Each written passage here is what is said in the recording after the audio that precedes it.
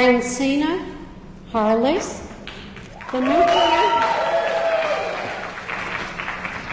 The nuclear industry is pretty complex.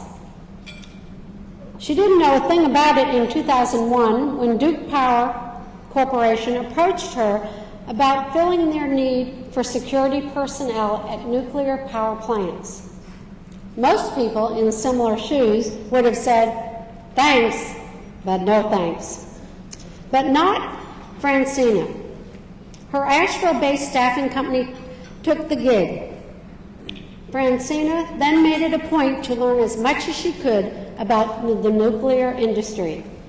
Her company, Total Protection Services Carolina, now based in Charlotte, provides armed and unarmed guard services to 3 of Duke's nuclear plants, as well as several other plants in the Southeast and 3 North Carolina National Guard sites.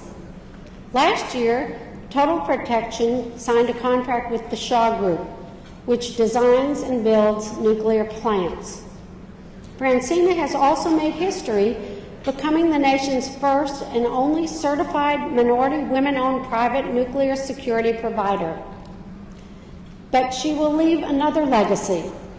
After her father, Johnny Coach Tate, died in April 2010, she created the nonprofit Coach Tate National Education Athletic Association Corporation, which awarded its first scholarship a month later. He had designed a sports complex for the poor rural children he used to coach. Now, through the nonprofit, Francina will make it a reality in her hometown of Burke County. We honor her tonight for her achievements in her profession and civic life by naming her one of the 2011 50 Most Influential Women.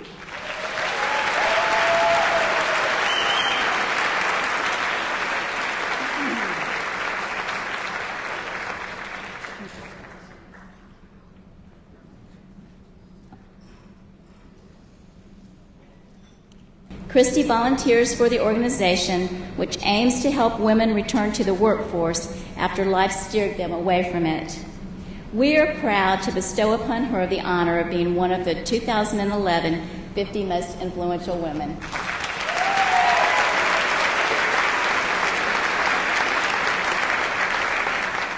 21-year-old son, Sergio, was murdered in a gang-related shooting in San Bernardino County, California.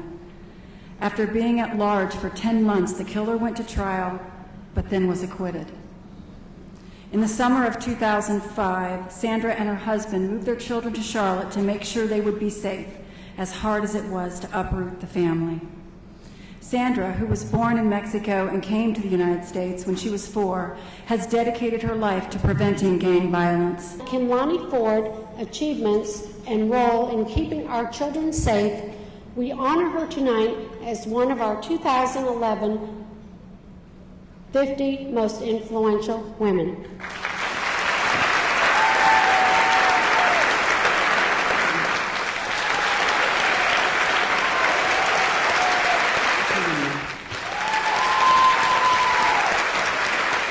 Thank the Mecklenburg Times entire team, especially Jennifer Clements,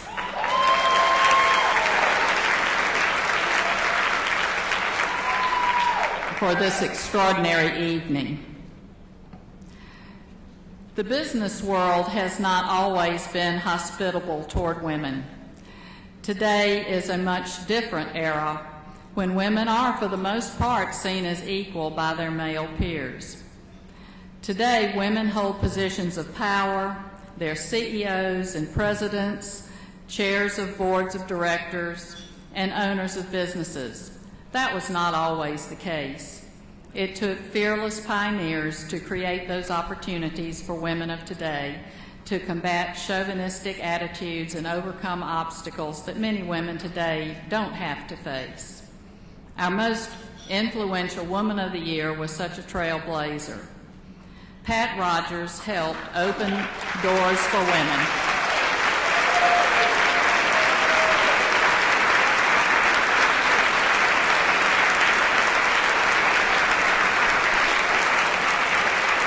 You might might as well come on up.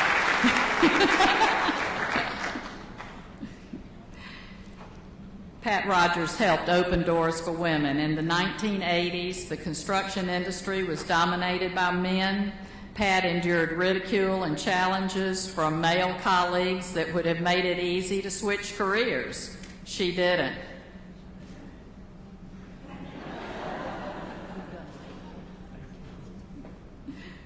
Instead, she pushed on, attending Central Piedmont Community College to further her education in the construction business. Today, as CEO of Rogers Builders, she serves as an inspiration for other women who might want to enter the construction industry or any other career path that has typically been dominated by men. Pat is a role model in other ways. Her important work as chairwoman of the Charlotte Chamber of Commerce and the Charlotte Symphony Orchestra Board is making Charlotte a better place to live, work, and play. We are honored tonight to name her as the 2011 Woman of the Year.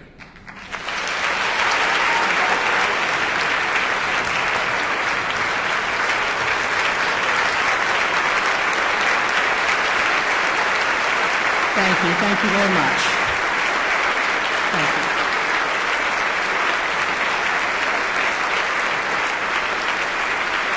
Thank you.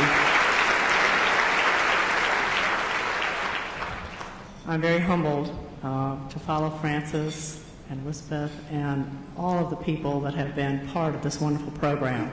I thank the Mecklenburg Times and Glenda for all that you have done for so long for so many in our community. You know, you stand up here this evening and you really are humbled to listen, to hear everything that is done in this community by so many people, and especially by so many women who have juggled careers, who have fought the odds of cancer and a lot of other adversarial situations that they have been in, the challenges, but they've overcome them. And I think that's what Charlotte is about. Charlotte is about people who care about other people, people who are proud to be part of this community, people who are passionate about what they do, passionate about helping other people. So again, I'm very, very honored, very surprised, and very thankful to receive this award. And I thank all of you for what you do to make Charlotte what I believe the best place to be. Thank you.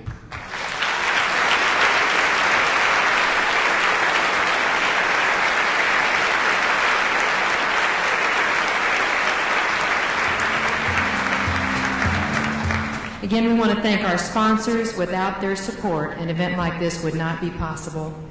The celebration of Charlotte's amazing women will continue again next year. It's been a privilege to honor 50 women tonight and celebrate their leadership. Congratulations again to all of our 50 most influential women and to our 2011 Woman of the Year, Pat Rogers.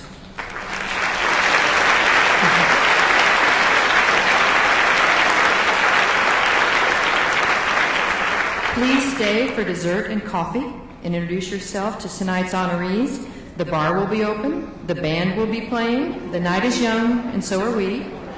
Enjoy the rest of the evening, and good night.